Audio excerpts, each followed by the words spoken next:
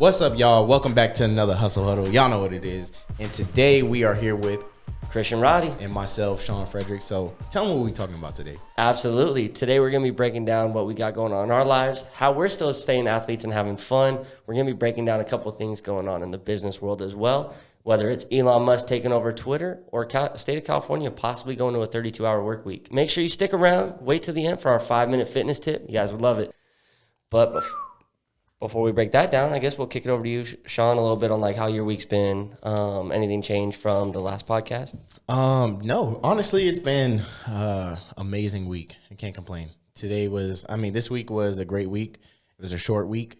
Had a lot of company stuff going on, so it's always good when you get to get out of work a little bit early and like kind of hang out and do some fun stuff with the rest of the team and the rest of the crew. So I can't complain about this week. I don't think I did anything new.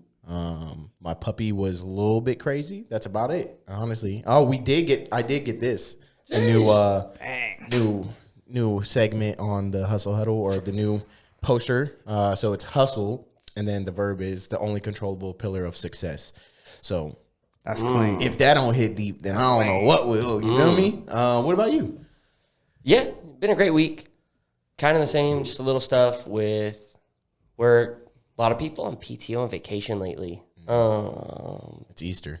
That's yeah, why. it's going into a holiday weekend. Yeah. As far as today, though, we actually got away for a little bit of company outing, I guess you would call it, but company-wide softball tournament. Had a lot of fun there. I think it brought out like that inner competitive side of me again. And one of our other coworkers / friends brought their kids out, and it was funny. Karen was talking about how hyped I was getting, and then while we were playing, but also like when the kids were on the sideline like clapping, she's like, "Are you gonna want to be like that dad that's a coach?" And I was like, "Oh God, no, that's too involvement, too much passion. I'm gonna fight some kid's parent." Low key, bro, I kind of want to be that dad that's a coach. Really? Like, I want to be out there and be like, let's go. Come on, you got to do better. And I'm over here like talking to other kids, and it just depends on like the kids too, because if a parent gets all tight because I'm talking to their kid like, hey, he needs to do better, then don't come holler at me, bro. Like, are you gonna really turn me up on the field right now in this like little league softball game, or little league football game? But I mean, I would love to do that. I'd love to be the dad that's on the sideline like coaching the kids, be like, let's go, come on. I'll be super hyped because I'm gonna be on the field regardless. Like if my kid is out there wilding out and he's doing good, I'm gonna be that dad who's on the field getting crazy. So I might as well just be on the field coaching at that point. Absolutely. Yeah, it'd be hard. It depends on the sport. And then it's also understanding different people's perspectives, because it's like even today I got mad at somebody who was supposed to be like kind of watching the game, and we were all yelling from the sidelines like, no, it's this way. And it's like, he didn't see it, and it's not his fault. But people can't be everywhere, especially in like kids sports where it's not the NBA, NFL, they got instant replay.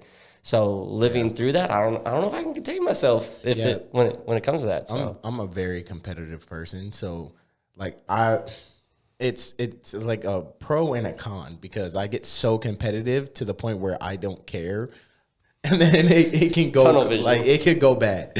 And then there's the con where it's just I'm super competitive and I'll like have team morale and boost the team and stuff like that, and like I'll talk trash, like trash talk and stuff like that. But again, that's to the point, like if it gets crazy, it'll get crazy. Like I'll talk some trash. Even if we're down, like even if we're losing, I'm still talking trash. Like I'm just that type of person. So that's what I'm saying. It depends on the sport too. Mm-hmm. But again, I'm super competitive. Like today was very fun to get out there and me and be the competitive person I am. Like obviously, I don't want to like create a bad environment and ruin the vibes. Like there's people that are competitive and ruin the vibes. And like kind of throw the whole game off and like, oh, yo, you're taking this too seriously. Mm-hmm. Like, I'm not that person. No. But yeah, I will definitely get in your head though. Like when I'm trash talking, when I'm being super competitive, like for sure you're going to get annoyed at me, but I'm not going to be that person that's going to ruin the vibes. No, because we're all in it together. But in that moment, like it's good to compete. It's good to get into that, like behind the scenes emotion, allowing that part of you to like that mentality and use it. Because so often we have to control it in other places. If you've ever heard the saying, it's I'd rather be a warrior in a garden rather than a gardener in a war. And it's like having that piece of you and then that competitive side and that mentality. It's like having a safe place like that. It's like if you're with the right people, and like you said, there's other people that are like breaking the rules or whatnot, but trash talking and like, hey, I'm winning. Like, and I'm going to exert it all, even though it's a game. It's like, that's who I am. And I bring it in multiple places in my life. And right now I get to channel it in what we love is sports. Yeah, for sure. Like, it's crazy because I can get to the point where I'm, again, very competitive. But again, I like majority of the time I'm super reserved. So like I have to keep that reserve side of me. So when I do get the chance to let my competitive like spirit out, bro, it's full flame, like full going. And it's like, God dang, I got to dial it back a little bit. Because obviously it's a work event, so you can't get too crazy. Yeah. And then two, it just depends on where you're at. Like if I'm at my kid's softball game or a football game, like I can't just be getting too crazy. Like, yo, that kid freaking sucks over there. Like, hey, he's terrible. I can't do all that. But I for sure will say like my kid is way better than your kid. Absolutely. Like, yeah, 100%. So I mean, it just depends on where it's at. And again, if I'm out there, I'm getting crazy. Absolutely. So yeah, something I think about as I have kids, I guess. As you were talking about that and playing sports and it being a work event and stuff, it's kind of cool to get back out there. Obviously, you know, we're kind of weekend warriors. Like we try to do things when we can, you know, pick up recreational basketball because it's, you know, it's who we are. It's things that we enjoy in our life. As far as how sore I am every time I do it, because like the trainings that we do is more, you know, functional. Or more aesthetic. Yeah. And then when you go out and do that, you're like, okay, how often am I swinging full force, you know, through my hips and everything like that, using those muscles we never use. So it's also kind of refreshing and different perspective of wow, there's a lot of holes still in my training because I'm not training like an athlete, but people want to look like athletes. Yeah, definitely. It's crazy because like I consider myself like athletic, but it's to an extent because obviously I'm not an athlete. Like I'm not like super like D1 athlete, and I'm not like, I don't know, I'm not like jumping out the gym, I'm not hitting boomers. Like I can do that if I like train for it, but like honestly, like right now, like you said, like I'm training aesthetically. Like I'm not training for me being a functional sprinter or being able to do all this extra stuff like in my like modalities. So when I do get out there and like do start swinging a bat to go aim for the fences, like boy, I'm feeling it already in my hip flexors, and I'm already feeling it in like my my adductors and my adductors. Like, bro, it's terrible. And I'm like, dang, I need to get a little bit more functional. Oh, you were swinging for the fences. One almost went over. Bro, I was right there, boy. I was really trying out there. I'm not gonna lie to you. Especially like going for like balls and stuff, like being quick, like having your fast twitch muscles like super like ready. A lot of people neglect their like fast twitch and slow twitch muscles. So like, well, I mean, not slow twitch, but mainly fast twitch. Yep. So having your fast twitch muscles like super ready, like back in the day, like obviously my fast twitch muscles were like ready to go at all times. Like I could hop on the court and play basketball. I could go out there and play softball. No warm up. Yeah, no warm up. Like I don't need to do all that. Today I'm over here. Yo, I need to stretch, my boy. I need to get in here and actually stretch and do like some dynamic warm ups before we get out here and go play. So I think that's like kind of, those always like humble me and like open the door for like where like I need improvement. Cause it's like, dang, I really don't want to be that dude like at 35, 40 or 50 and that can't go out there and hoop with the boys or can't go out there and play ball with my son. Like I don't want to be that guy. So making sure that my fast twitch muscles are like always like firing or always ready to go, like that's kind of something that I'm like, dang, I probably should change like my modality of training, or maybe I should like start getting like deep in, like putting my foot back in those waters, just so I can be like the person that I want to be. So yeah, such good points. Having the ability to recruit the muscle groups that you want when you need them. Yeah. So I actually really want to touch on that, but before I do, since we were talking about work and since we live in California, I do, before we get into a little bit more fitness stuff, I know you saw it, that right now California legislation is reviewing the 4-day work week in the state of California.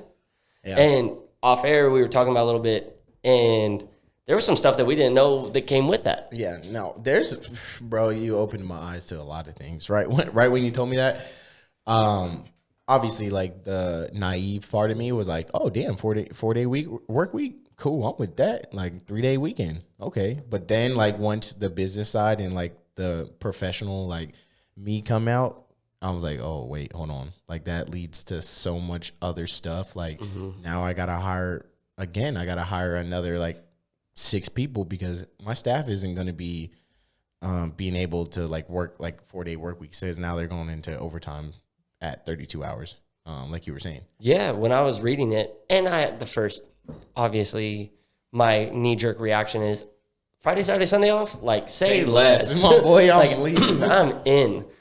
And then as that deeper part, as a business operator kicks in, it's like, okay, one, does that affect my pay, right? Yeah. Selfishly, like that's my first thought. Second off is how does that affect it? And reading into it, it said that the work week not only gets adjusted to, 4 days, but it turns into 32-hour work weeks, whereas anything beyond that turned into, I saw, time and a half for the state of California. And that's crazy because most employers don't want to pay overtime first off, but now second off, like a lot of people aren't going to want to do that. And before I go into totally like, what do you think? And like maybe bashing on it or not, whatnot, a little preview on my bias, but fucking forgot what I was going to say. Definitely going into the 32-hour work week. That sets up a lot of like problems that I think it's good for those people that don't really need to pay rent in California, don't really need to like pay like crazy amounts of mortgage, stuff like that, because like working 32 hours at like minimum wage, bro, you're not paying California rent and you're not paying a mortgage or even not even at minimum wage. Like you could get paid $25 an hour and you're still barely not making that. So yeah. And so you just reminded me before we talk into like all the negatives, the reason that they're bringing it to legislation and to discuss and possibly vote on is they think the workforce problem that we're having in the state of California, that this is a solve for that, as they have the great resignation or lack of people applying for these low skilled jobs, even though when we increased the minimum wage, which already had ripple effects. That's why they think that bringing in a more flexible work week, because we have people working remote, we have people who want to still live their passion, they still want to be able to travel. This generation coming up, they believe don't want to commit themselves to a 40-hour and 5-day work week because it prevents them from doing other things. They think this generation and the generation coming up is like freedom. I don't want to be chained to an employer as much as previous generations, I guess. My bad. I didn't mean to cut you off. But first of all, that is the dumbest thing I've ever heard. If that is the reason why, like, you're basing off a whole, like, that's going to change the whole, like, environment of California and the whole, like, business side of California, all because of lazy ass people, like, bro, that's crazy. Like, you're legitimately like, oh, you know what, let's cut down the work week just because I don't think this generation is gonna want to work full time. Yeah. Bro, what? Forget them. There's still people out there that are willing to work 40-hour work weeks. 100%. Like, that's stupid. It's just because, so you're gonna literally give them what they want because they complain about working. Bro, that's the dumbest thing I've ever heard. Sometimes when I like going off a tangent, like when people complain about work, I'm like, bro, you're so lazy. Like, I get it, my boy. Like, this isn't your dream job. This isn't what you want to do. Then go find your dream job. Yeah. Don't stay here. Don't be at McDonald's all day and complain about you being at McDonald's. Go do something, my boy. Like, 100%. Don't sit here and be like, oh yeah, I'm not trying to work at McDonald's. Why are you here then? Like, if you're not trying, I get it. Like, there's some times where you need like just a little part-time job just before you get into stuff. But like, if you're going to complain about it and you're going to be like, oh, I don't even want to work, then why are you working here? Yeah. Like, even if it's part-time, take the most of the opportunity. Yeah. If it's a stepping stone to your next career choice, or this is just what I'm doing right now, have the respect for yourself and the respect for the people you're working with and give it your full effort. And who knows what you learn or can take away from that opportunity. 100%. And it's crazy because that really opens my mind to like people's mentality, is because it's like, obviously my mentality, if I'm a janitor, I want to be the best freaking janitor that's possible. And like, I want to be like, do my job as best as possible. I don't want to like, I'm the type of person that doesn't want someone coming over to me like, yo, you fucked up. I'm like, I don't want that. Like, I want them to be like, hey, great job. Like, let's put some more responsibility on you. Hey, great job. Let's push you in this area. Like, that's crazy. So when I hear people and they're like, yeah, you know what? I'm not going to get a job. I'm like, what are you going to do all day? Like, I have like a homie that just, bro, going down that path. And I'm like, bro, I got to get you out of my life, my boy. Like, there's no way you can just sit at home all day and literally not do anything. Like, and not like, I get it. Like, how do you one, what do you like? How do you pay your bills? First First of off. all, like, how are all you guys paying bills in California? Like, I have a nice salary and I have other like residual income, and I'm still like, bro, I don't got no crib. Like, I don't have a house. I don't have none of that. So it's like, how are you like financially okay with where you're at?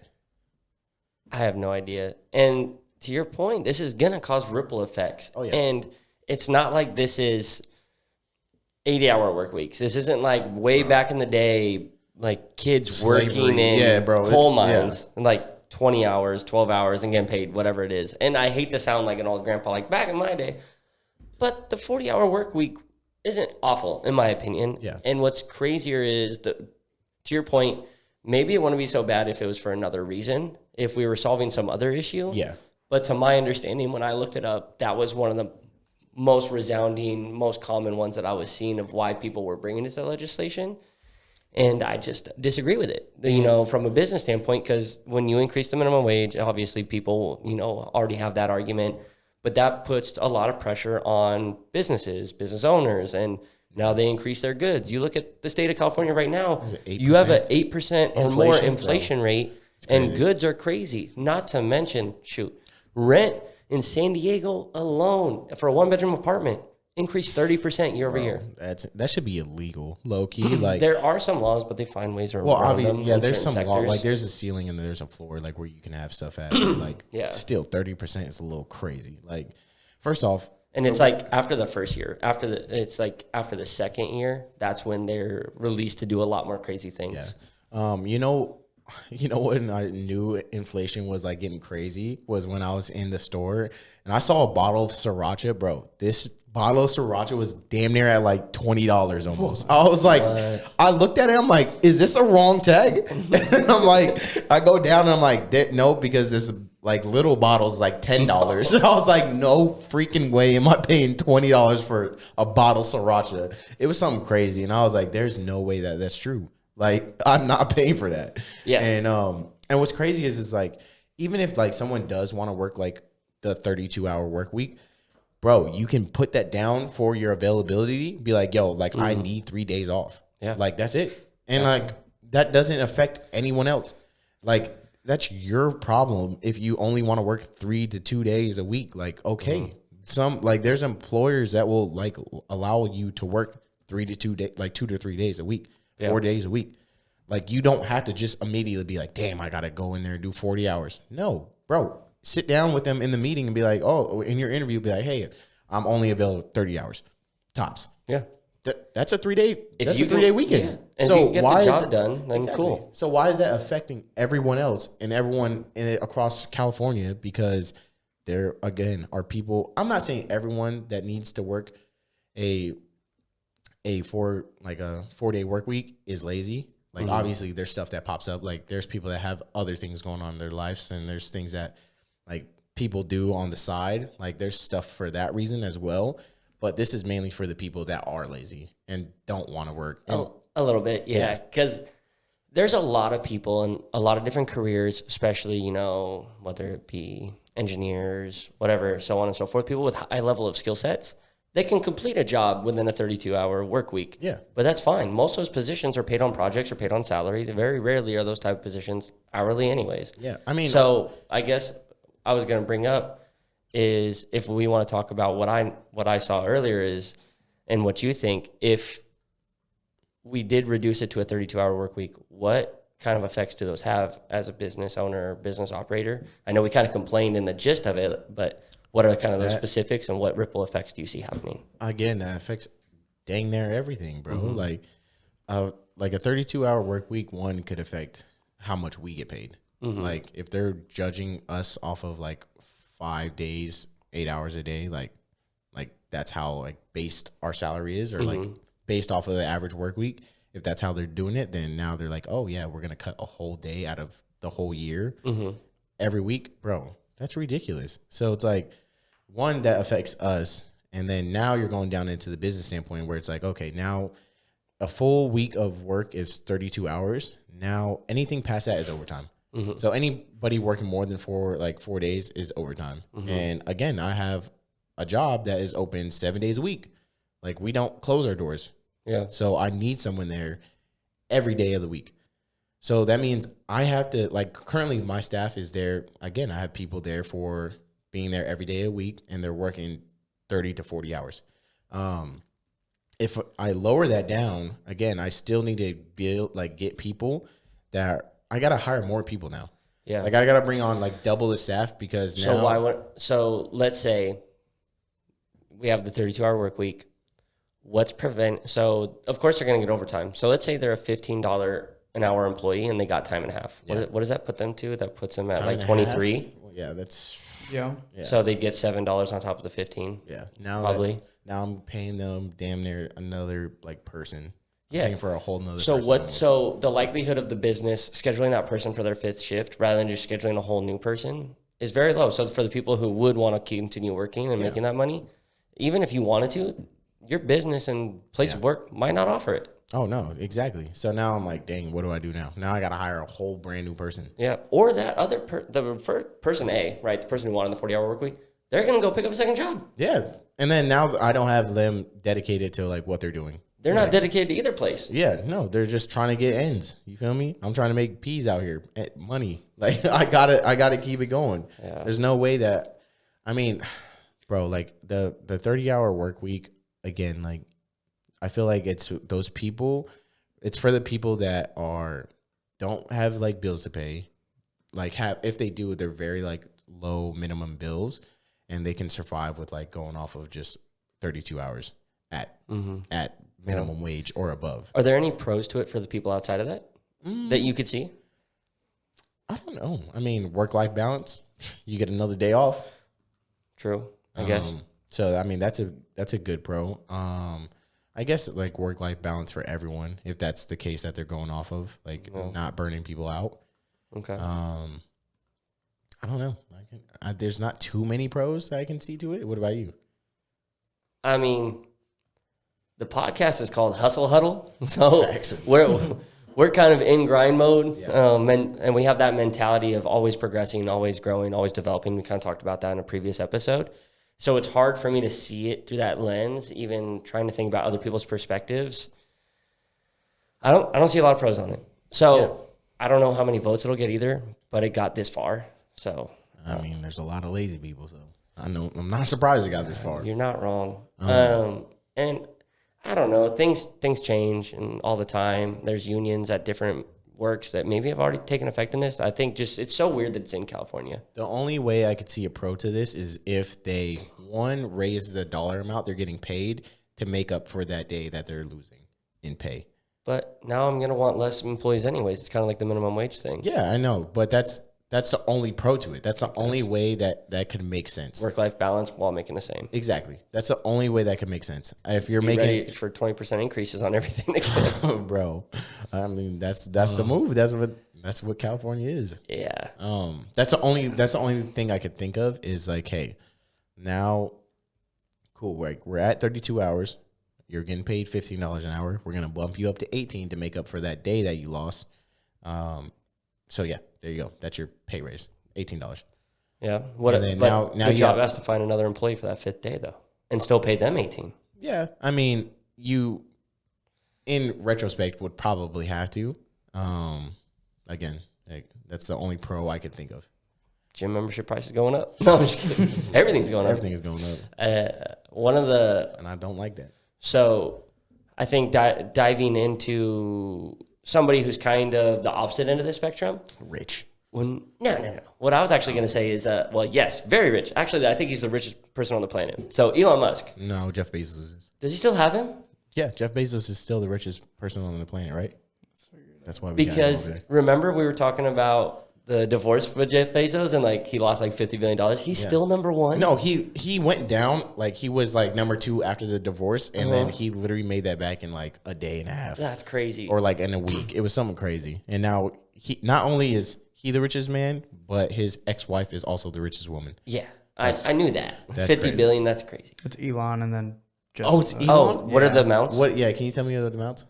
$224 billion. Is Elon. And then And Jeff Bezos credited is 178 billion. What? That was probably Oh, after he's the got- divorce, more than likely. wait, right? when was this? When was this updated? 2022. Yeah. Well, just think I feel like that's 50 billion off the top, gone. but bro, like I feel And then they like split assets too. You got to also again, think yeah, about that. I get that. But again, I feel like that gap is what 224 and 150. And net worth isn't necessarily like how much cash liquid. Exactly. It's investments. I what guarantee he own. walks around with Because that. he's owning 18% of the Tesla stocks. And that's less than he Tesla's used to own. He booming. sold a Yeah, lot. Tesla's booming right now. I guess that makes sense. With all the power change and everything. yeah. But the reason I brought him up is, well, that's one of the biggest things he speaks on is he hates unions in his factories because most car factories are unionized. A lot of manufacturing companies are unionized, but it restricts the freedom of the workplace and making decisions like this. He's like, if my employers want this, then we'll make this happen. But when you have a union, they just oversee everything. And I don't know that much about unions, so I'm not going to dive into that. Neither do I. So, But I just think I wanted to bring him up because of a lot of things that's going on in the world with him is obviously you heard about it.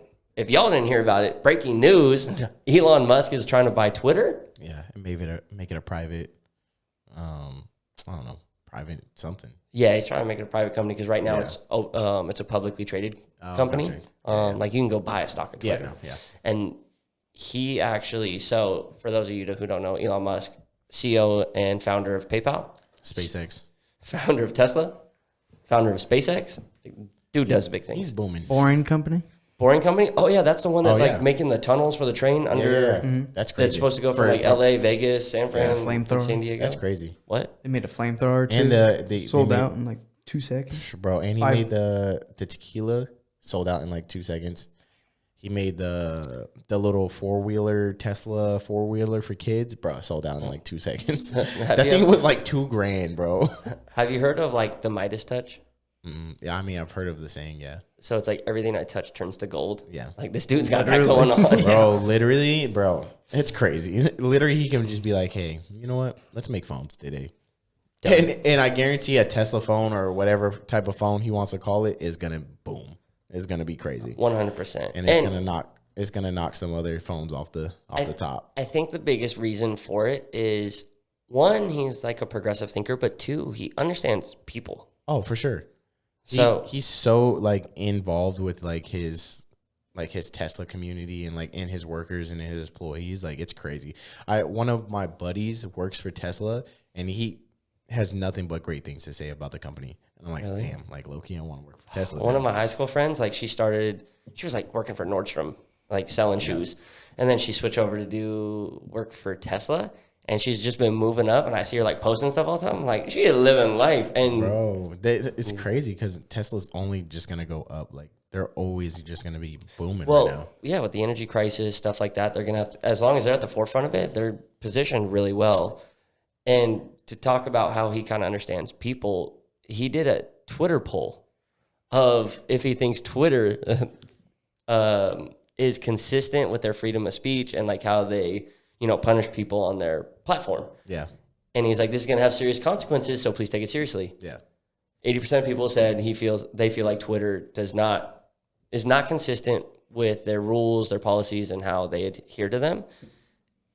So he's like, hey, I'm gonna buy it and fix it. So he bought up 9.1%, I think, of the stocks that were available for trade or ownership of the company, which made him majority owner on the board. That's crazy. It was like that's such a power move. I think it was over Jesse, was it 4 billion? That's still a crazy amount. Like, yeah, that's crazy.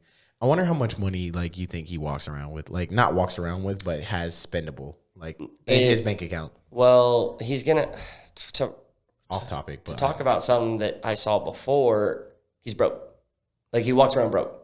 Like he sold home. He's not broke. He sold all of his homes to put it in something else. Listen, he's not broke. He's not broke. Okay, but he's making you. his money's working for him at all times. Again, he is not broke. No, he's not broke. He has money in his account. But you always hear him say like he lived on somebody's couch and borrowed money to start PayPal, and then from PayPal he took all that money and put it in SpaceX and Tesla, and he's like, I almost went bankrupt like 3 times. Is what he says. Yeah, he's like, if SpaceX fails or failed in the early stages, or deal for or him. Tesla, Yeah, but now, again, obviously, he's not broke. But And I'm by his asking broke standards, he could be walking around with like 10 mil. And he's like, oh, yeah, I have no money on me. I forgot. Was it Jeff Bezos they brought on that show? And they're like, hey, like, guess the name of like these average prices. No, Bill Gates. Oh, it's Bill Gates. Like a Price is Right. Yeah, Price is Right. And my boy was way idea. off. It was like, how much do you think these paper towels cost? So he owns $17. currently right now 9.1% of the company, and then he offered to spend Oh, it was over $40 billion. $42 billion. Which came out to a stock price of like $50 a stock, and it's currently trading at like 32. So he was offering like $18 over stock price. Yeah, that's crazy. So I mean, he got the money to do it. That's power again. Power. Yeah, that's crazy. Like, yo, I'm gonna buy over your stock price, and you're gonna give me this amount. Like, so that's crazy. Again, he has to have spending money to do that. Oh yeah, I mean, well, he's moving.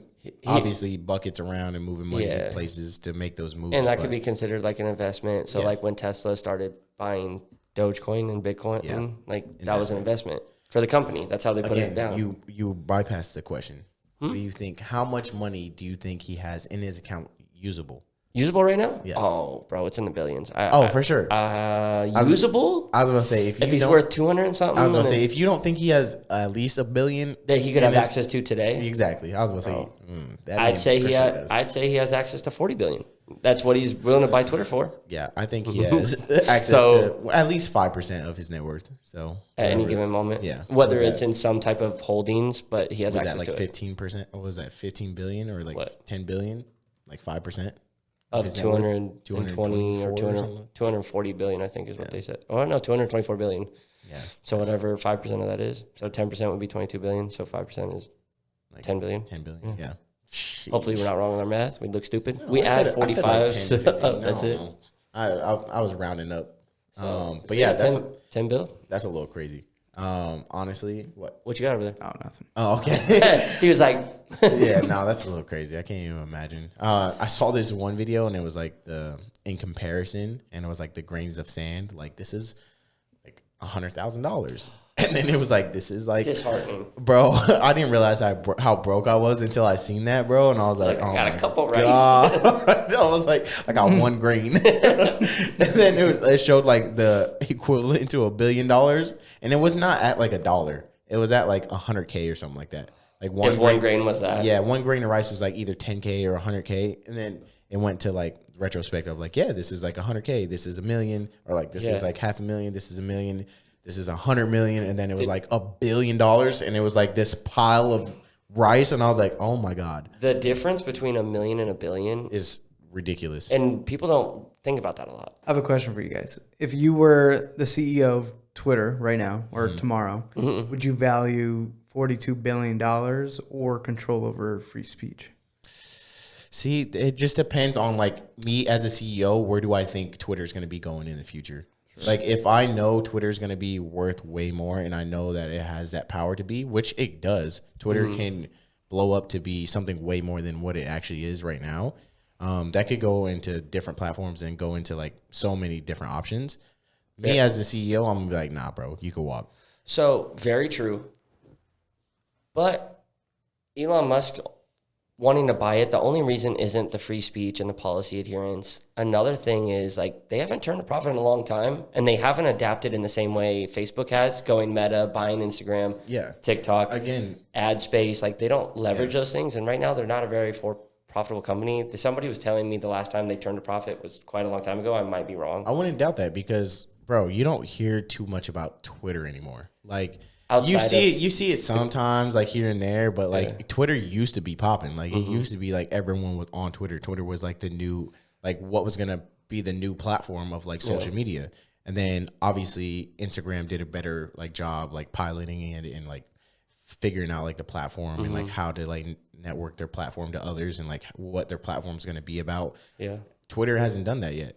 So that's what I'm saying. Like Twitter has the power to get there and has already the name for itself to get there. But again, they just fell off. They're moving slow if they plan on that. And what's crazy, it's like, my bad, I didn't mean to cut you off. It's like when Instagram and like Twitter first came out and Facebook kind of like slowed down and like fell off for a second. Like people weren't really like talking about Facebook, and it was like, oh yeah, if we're talking about Facebook, it's like my mom is still on Facebook. Like, like stuff like that.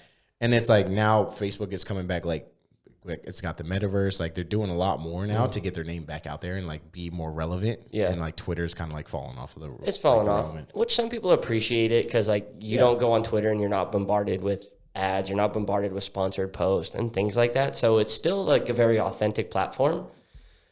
I think there's still ads on Twitter. I guarantee it. Yeah. Just not as much, I would say, that I've noticed as Instagram and Facebook. I mean, Instagram's ads aren't that crazy though. Like, well, their ads relevant to me, so sometimes I think it's somebody I follow. I mean, sometimes, but I mean, their ads aren't like, hey, you have to watch this ad. No, it's like Nike shoes. I'm scrolling right by it. Yeah, like it's nothing crazy. Like same thing. Think about that. It's only because they don't have a reel section.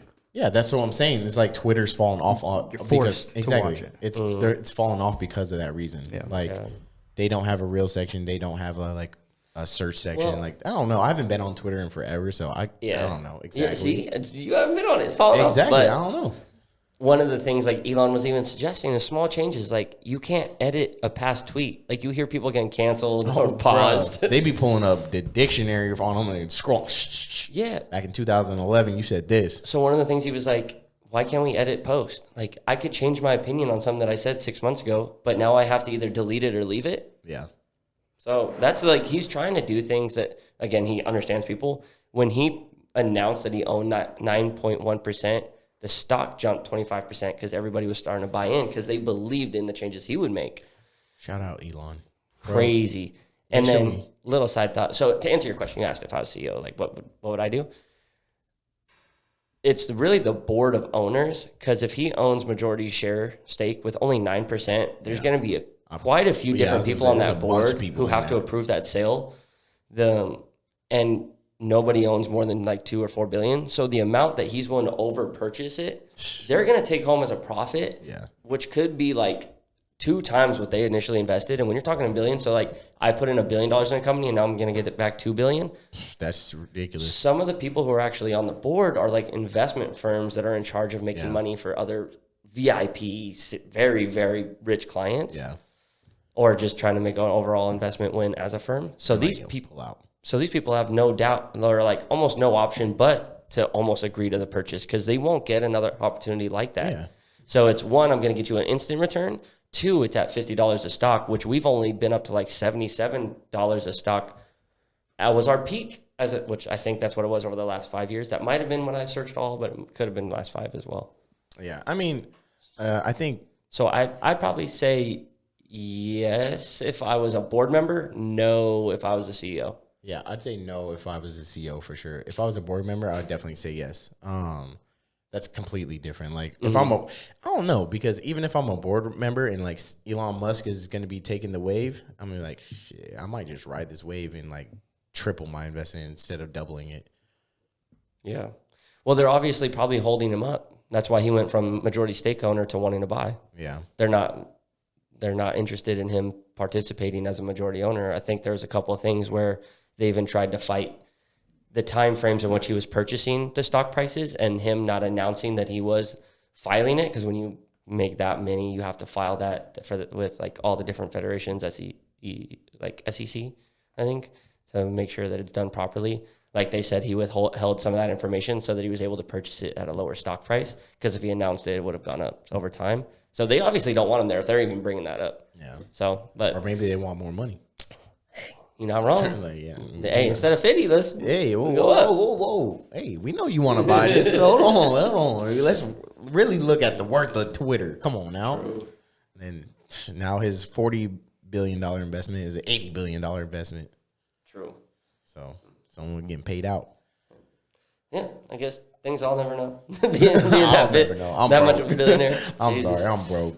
I mean, I'll be a millionaire one day, but I am broke right now. I don't know if I'll be a billionaire one day, but I for sure will be a millionaire one day. Think it, believe it, achieve it. Let's go. I'm telling y'all right now, I will be a millionaire one day. It's a common theme on this podcast. Execute, and it's bringing about like good karma and good energies into the light. obviously I joke around and be like negative about myself sometimes, but yeah, you gotta have positive. You're not thinking positive, and then positive stuff's not gonna happen. You gotta have that good energy, then think it into existence. So I'm gonna be a millionaire. Think it into existence. Facts. So I want to go back a little bit and touch on maybe a little bit of what we were talking about earlier when it came to training, not like an athlete, but still wanting to move like an athlete. Shoot, not even move like an athlete. I just want to move to do the things I want to do in life. Yeah. Like, moving is still important to me. Something that resonates with me so much is what you said earlier. Like, if my son wants to go play hoops, like, there was a point when I was getting to a certain age where it's like my dad wasn't really able to probably do those things with me anymore, which he tried for as long as he could. I want to be the dad that can do it the entire time. Like, if my sons want to go hoop, I'm hooping. Like, shoot, you want to practice, get on team? Like, yeah, we're going to do it. Like, Serena. So I bashed on tennis players before, and I'm so sorry. Yeah, I don't know why you did that. So because I love the movie, what is it, The King, that was with Will Smith and Venus and Serena? Talking about, yeah. But, like, he was out there every day. King Richard, thank you. He was out there, like, the true actual Venus and Serena's dad. It was out there every day, and like, those girls are goats. And if that's what my son wants, like, I'm gonna do it. One, because I enjoy it. I played all these sports. I love these sports, but I want to enjoy that with them. That's the same with that basketball player's mom. Is it KD's mom? When he was like, "You the real MVP." Yeah, because she was out there literally like every day and night, letting him shoot out the court. Like, bro, like, obviously, like, I don't have to go out there and like play, but me being the person I am, I definitely want to be athletic, and I definitely want to be that type of dad that's going to be able to go out there and play with their son and like be able to go play basketball with the homies like later in life, or go play softball at the park in some like rec league, or do stuff where like I don't have to, like, I don't know, I don't have to go home and put my whole body in an ice bath and like take a week off and be like, dang, hey, that softball game today killed me. I'm off for a week. Like, bro, that's crazy. And then what's crazy is some people really got to do that. Like, they'll really have to be like, yo, my week is done. Like, I can't even get up out of bed. Honestly. I'm like, bro, what? And you didn't even go crazy at the softball game. Like, my boy, you hit one dinger and it went maybe like 20 yards. Like, I know he ain't talking about me, so he was looking at me. Not him, but I'm just saying in general, like, yeah, you didn't sprint the whole damn game. I mean, I was trying to run around, but I mean, I'm definitely moving faster than a lot of people. So the fact that you got to take a whole week off to like recover from that's ridiculous. Like, my muscular endurance and like my fast twitch muscles should just be ready to fire at all times. And again, like, that was like a rude awakening where it's like, dang, okay, like, my fast twitch muscles aren't firing as quick as I want them to be. So like, I have to change my training modality, because like, that's the type of person I want to be. And that's the type of athleticism I want to have. So if my like whole like training program is switched up, and again, it's like being motivated to go out there and go do it, because again, like, I could talk about it on the podcast and be like, oh yeah, I'm gonna go do it, and then I'll figure out a way to talk myself out of it. So it's really, stay tuned till next week to see if I did it. type of deal. You feel me? Man, you actually brought up a thought that I just had, and that I was kind of thinking about the other day. Since we started the podcast, have you been more conscious about your fitness? So I wouldn't say just because we started the podcast, I have been. Not just, but since we have. Yeah, yes and no. Well, no, I would say yes, because I feel like the podcast definitely did have an effect into my fitness, and my fitness culture and like how I am. I think that just gave me another reason why I should be continuously like moving and doing stuff. But yeah, again, like COVID was a thing, and like, obviously, like, us being where we're at in that environment, we weren't obviously working in sometimes, and so my fitness kind of fell off. And then also stuff going on in my life, like training for, not training, but interview preps, stuff like that, like new work environments, a whole bunch of stuff that like kind of like were drainers for me. So I kind of wasn't on my actual like A game like how it used to be. So that like was, now that I have time and now that I'm like able to do stuff, like, I definitely want to invest more time into my fitness, because it's definitely a big part of my lifestyle and a big part of like what I want to do. And I definitely don't want to be that person that's like unfit working at the fit. Like, the place where you're supposed to be fit at. So like, I don't want to be that guy. I mean, there's people that are those people, and like, I don't know their backstories and I don't know why they are, but like, again, I'm not going to hold that to them, but I just don't want to be that guy.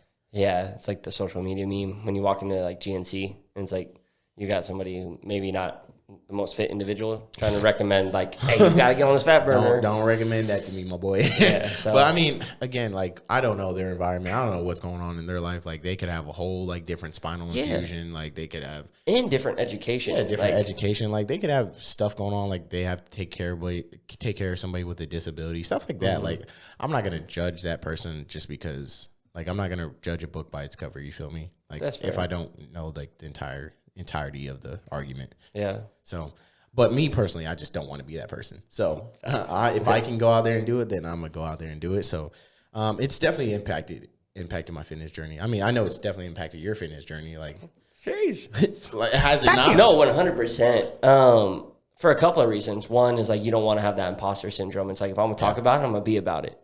So that's definitely for sure one reason. And then second is I think when you surround yourself and you speak about these things and you think about these things, like it starts happening, right? Yeah. So instead of, if you worked out 4 times, but you're supposed to work out the 5th time this week, and it's like, okay, I talked about it and I preach it to everybody else. It's like, I gotta go do it, be the example. Either that or just like it's even just a reminder to myself of even like these workouts. So what we're talking about now is like going and playing softball. It's like, how do we feel? Yeah. That's the way I injured my knee was I was playing, not softball, but I was playing football and I was playing corner and I was backpedaling my wide receiver. He cut in for a post route. I went to open up. My hip didn't like externally rotate and I didn't activate like my glute. Instead, I just planted and kind of compensated and my knee tucked in and then it was 2 to 3 pops. It was like, and I was like, knew it was done, but I didn't have the training or strength endurance to recruit that muscle in that moment where I needed it. And it's like, you could either think about it one way or the other. You're either going to do this as a preventative measure or you're going to end up doing it as a reactive measure because you're going to get injured at some point in your life. Hopefully you don't. But at the most people I know, they do end up with some sort of injury. And it's like whenever I'm talking to like strength and conditioning coaches, I worked with a lot of trainers after that injury. And that was one of the most common things we talked about is what was the program that you were on look like before that injury? And it had none of the plane movements, the unilateral movements. It's very, linear plane of motion and, probably very quad dominant, obviously. I can feel that because even today, like I was like, yo, my knee's not feeling it. Like I just didn't feel the support that my like knee needed to have when moving in like different planes of motion. I was like, ooh, like this doesn't feel like it has the amount of support that I want on it. So that was more of a like eye opener, not just because like my fast twitch muscles weren't firing, but noticing that like, oh, my knee is feeling some type of way, or like even when I hoop, I'm like, oh dang, like that shouldn't be feeling like that. Like I shouldn't be worried about if I like cut right, like that's gonna be a problem. Like like kind of stuff like that was like more of an eye opener where, like again, like you said, like you planted your foot and then like your body, your upper torso is going one way, but your like hips are just too slow to rotate and it's a wrap. 100% gone. So like having that like mobility and like having that flexibility and like obviously having those fast twitch muscles all firing is kind of like what I want. And because all right, so in an extreme circumstance, like we're thinking about that on a softball field or football field, but it's like that can happen to you chasing your kids around the kitchen. Like, bro, that could happen you getting out of the car. Yeah. Like, bro, that's a movement that you do every day. And it's like I twist and like rotate to get out of the car and I plant my knee. And then it's like, if I'm planting the wrong way, it's a done deal. I've actually had a couple people come in and get training because it happened. They stepped off a curb funny and they tore their meniscus. Bro, it's crazy. It's because like that's so easy. And it's like if you're not having that support around the knee and like your hamstrings and your quads and your calves aren't strong enough to take that like workload, like right when you get off the curb, like say if you step off the curb off, I don't know, just like a slightly too far off to the left, and now like your whole workload is going on that meniscus, and it's like, bro, we're not carrying this. We're not built for this. Like none of this. Like that's why you need to have those supporters there to like take that workload off of that meniscus. It's like that hamstring and quad and like calf need to be strong, and those glutes need to be strong. So like when you do that and you do step off the curb, it's like, okay, like we're good. Your body's supported. got you. Yeah, we're supported here. Unlike you just get off and then boom, it's a wrap. Your meniscus is like, hey, we're not here anymore. We're not doing this. Meniscus is left the chat. Yeah. So it's really been like eye-opening, especially because I want to continue my weekend warrior career. You know what I'm saying? Yeah. I want to keep playing sports because how good do you feel? So working out in the gym is fun and enjoyable, but getting out and, most often the sun, being with your peers, a community, friends, and getting to be competitive again, bringing that part of you out. Like, I love it. Like, I love it. I don't want to be the person sitting on the sideline. Could you imagine a life without that? Bro, even like, I don't remember. I don't know if you remember like when I tore my pec. I was like still out there in a sling playing ball. And it's like, bro, I forgot about that. Bro, it's like, I still need to be in that environment. I don't want to be the dude sitting off to the sideline being like, yo, I can't play because I'm injured. Like I'm still going to play regardless if I'm like, if I can like work around my injury without like preventing another injury, then I'm gonna play. But if I'm like totally injured, like if I like my body is gonna hurt for the next 5 days, and bro, I can't have that. I can't live that life. That's why I'm like, I'll go out there with the sling. Yeah, just tore my pec. That has nothing to do with me like grabbing some pop flies out there. Like I have a whole left hand that I'm grabbing pop flies with. I'm not gonna be able to throw it, but if I grab a pop fly, I'm solid. True. So recommend playing ball with a torn pec. Yeah, don't do that. Don't do that. But I mean, to that extent, like you don't want to live a life without it. Oh yeah, and so, at all. It's like, it's a surreal experience. Like a lot of people never will get to experience that, and a lot of people will experience it and will never get to experience it again. And like that's terrible. Like I feel so sorry for those people just because one, it's like you're getting out of your comfort zone. You're being an extrovert, and you're getting like uncomfortable, and that's always good to get uncomfortable. That's always good for growth. And being able to like be around like people that are also like-minded and like having fun and like being like endorphins flowing and you being extra like doing exercises, like it's always fun. And being in that competitive environment, again, like some people aren't competitive and some people don't like that environment. But again, like you don't have to be competitive to be in competitive environments. Yeah. Like you can go play basketball and like you could just run basketball. The court. Yeah, you could love basketball and run the court and like, hey, I'm gonna give you the ball and shoot the three. Like, do you? Like, again, I'm gonna be out there trying to win. Yeah. Like I'm gonna be out there sprinting and I'm gonna be out there trying to get like everything I can out of it. And that's another thing. I gravitate towards team sports due to that camaraderie and hopefully multiple people striving to achieve a common goal. Yeah. So it's fun. Yeah. I mean, it reminds me of work. Like at that point, like again, I bring that like team camaraderie and like that competitiveness to my work. And like, I want my team to feel that. And I want those people on my team to like, again, strive for greatness and strive for like goals and strive to be like better. So it's like, bringing that competitiveness to work and also like to like talk, like translate it over to sports it's pretty awesome. Yeah.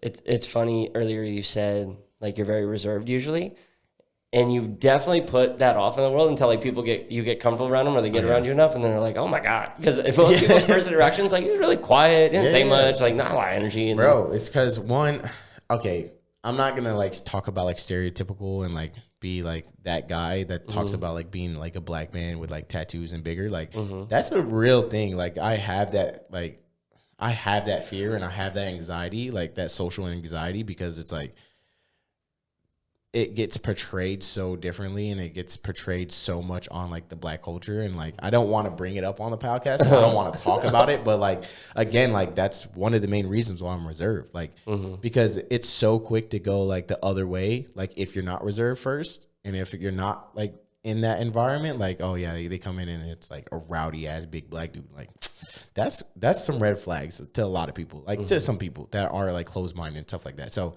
I don't know. Again, like I have to get comfortable with the people and I have to know my environment first before I can like come out of like my shell and like be exposed, because there's too many times where I've done it backwards and I've come out of my shell first in the wrong environment. And it's just like, that hasn't gone good for me. So it's like, that affects me in like, so it's such a different way. And I tell my girl that all the time, where it's like I get uncomfortable in certain places and certain atmospheres. if it's too many of a certain people, and I'm like I need to act this type of way. I need to be myself. That's tough because then you're limiting yourself based on the beliefs of others rather than being your full self. Exactly. Which is honestly almost doing a disservice to others, because if they really knew like you, it's like you bring so much to the table, and it's like both positivity / enjoyment, whatnot, and it's like they're missing out due to that. You know, maybe it's an unconscious bias or whatever it is that they have. It's unconscious bias. It's stuff like that. I mean, and again, it's like I'm like I'm thinking that everyone is doing that. Like it's something about me too. It's not like just everyone. It's not everyone out there. It's again like myself too. Like I'm like automatically assuming like a lot of people are acting like that. Yeah. So it's like, but again, that's only from like past experiences that are like kind of already like weighing on it. So it's like I already have an unconscious bias going into these environments, and I'm like, I gotta act this type of way. So it's like kind of like it jacks everything up, because you could always give more of yourself later rather than give too much, and then you're like, damn, I can't take it away now. Exactly, you feel me? And I mean, deep down inside, I could give a freak less what someone thinks about me. Like at the end of the day, I could care less what someone thinks about me. But again, like I want to be the best like version of myself, and I want to be the best person I can be. So it's like, in some environments, I do have to act reserved to be that person, to be the best type of person. To position yourself to give your best version of you. Exactly. You feel me? Like I can't just come out the gate of like how I am as a person off the rip. In certain environments. And again, and that will kind of like set me up for failure later in the future. So it's like, I got to be a little reserved, and I got to like hold it back, because it's like, I know if I do come out in some type of way, sometimes it's like that could go the opposite direction. Yeah. And to that, or to your competitive nature earlier, or to really anything, that was kind of what I was trying to say earlier, when it was like, I'd rather be a warrior in a garden rather than a gardener in a war. It's like, no matter what it is of you yourself, like you can contain it and then choose when you want to give it to them 100%. Or give it to the world or whatever it is. Like if it's tenacity, like reel it in until it's the time to leverage that. Exactly. So I mean, that's why when you said that, I was like, oh wow, that's a really good one. Like, so I didn't make that up. I think it's from like it's like from I know you ain't make that up. No. Yeah, that's from like some general who wrote a book, and it's like The Art of War or something like that. And I've heard it on multiple podcasts. Yeah, so I actually know who you're talking about. I would love to take credit for it, but I can't. I'm not that guy. I mean, that's great. That's a good one, because not that guy. Obviously, you're not that guy. Yeah, like that's basically how it sums it up. Like, I'm a warrior in a garden, basically. Oh, you're that guy? I'm that guy. Yeah, I'm the warrior in the garden. Shoot. Not a gardener in the war, you feel me? So facts. Love that. I think there's a great opportunity to switch over to our 5-minute fitness tip segment. Yeah, 100%. You know what time it is. It's the last 5 minutes. This is the 5-minute fitness tip. You got something? Yeah. Huh? You got something over there? Oh, 100%. Okay. Are you guys ready? Yeah. All right, Christian. First one's for you. What? I thought it was just one question for the both of us. Nope. Go ahead. Oh, I mean, either way. We got two. We got two lock and loaded. You got two questions? I got two lock and loaded. Wait, is it questions or? Questions, yeah. Oh, I love this. So, it's like a little Q&A. Yeah, okay. I wasn't ready for that. Sure. Very simple. But we talked about on the last one, consistency, working out. That's like a key part of building a routine, right? Yeah. What are some best practices to stay consistent? Ooh. It is a hard thing to do. Ooh. That's really good. Yeah. Well, one of the key things with staying consistent is in the beginning, you have to have a plan. Failing to plan is planning to fail. Mm-hmm. So you need some type of general layout, general structure that you're going to set out to achieve. Because if you left it as far as like, if we're talking about a workout program, like, oh, I'm going to go work out, and you have no idea of what days you're planning on working out, like you're never even going to get there. If Friday is going to roll around and you're like, I got to get my 3 days in, Friday, Saturday, Sunday, but I have brunch with Becky, and it's like, it just doesn't happen. Rather than sending it out in advance, like, hey, these 2 days, I know I'm absolutely not going to have time to get in the gym, so they're already gone. So now I have 5 days that I could choose from for my 3 days, and then set it. And that way, even if you missed 1 day, you got 2 days still to set it up as a backup plan. So you need to plan when it comes to consistency to set yourself up for success and not leaving it to the world to happen for you. I know we have different energy levels and different motivation, but after you start to get that like routine going, energy will start to come at that time. Motivation will start to come at that time, and motivation is going to come and go on different days consistency and discipline is what's going to get you to your goal when motivation fails. Just to piggyback off that, I think daily affirmations is another great thing that's going to help with consistency. Like if you're constantly telling yourself like, hey, I'm gonna run today, like, or I'm gonna be the best part of like myself today. Like I think that's always going to help with consistency. Like, like get out there and go do it today. Like daily affirmations that legitimately like help you and thinking again, putting it in the atmosphere, putting it out there. So it's like thinking it into existence or like saying it into existence. So that also helps too. But yeah, go ahead. Absolutely. If we're still on one other thing I want to say on that, positive self-talk. Like if you do miss one day, do not beat yourself up over it. If we're talking like nutrition, so like a lot of people when they fall off like one of the fad diets, like, oh my God, I'm just going to binge eat now. And like the diet's blown anyways. Like I messed up. And then they just go kill like 10 cakes like over the next 7 days or like start drinking because they had one drink. And it's like that one drink isn't bad. You got to relax. Like, cool, start over tomorrow. It's all good. So positive self-talk and like telling yourself, I can do this. I'm going to get it done. Okay, didn't happen today. Tomorrow, what can I do better next time? So to be honest on this podcast, I have a terrible time with being on time to things. It's one of my like kind of organizational pitfalls that I have. And I stopped getting mad at myself for being late. And instead I started telling myself the strategy I'm currently using isn't working for me. So I just need to change the plan. Not Christian, like you're late again, like blah, blah, blah, you did this. It's like, again, whatever caused me to be late today isn't obviously working.